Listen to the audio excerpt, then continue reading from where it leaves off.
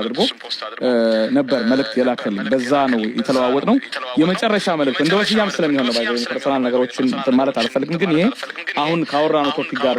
የሚሄድ ስለሆነ የመሐመድ ሰይድን እንደው ሲያም ጭምር እንድንይዘው ከሞተም በኋላ ይሄንን ስለሆነ በተግባር ሰርቶ ያሳለፈው አንድ ደቂቃ ኢንሻአላህ የሱን መልእክት ሰምተናት እንመለሳለን ኢንሻአላህ ነገር እንዳለ ተስፋ አደርጋለሁ ዋናው ነገር ይሄ ነው ወላሂ ጀዛህን አላህ ይክፈልህ ካንተም የሰማው ተገናኝታችሁ ያወራችሁት ከብዙ አንግል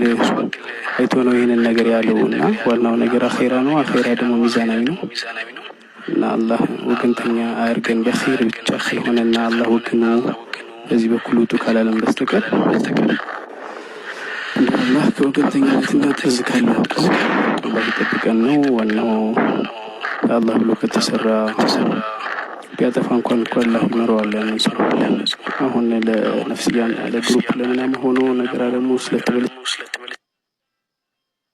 ሻሺ ይሄን ሰው ደግሞ በዚህ መንገድ ማግኘታችን ደግሞ በጣም ደስ ይላል የሚገርም ትናንትና አብረን ነበር ከትናንት ወዲያ አብረን ነበር ቤት ምናምን እሱ ጋር ነው በቃ ያስደስታል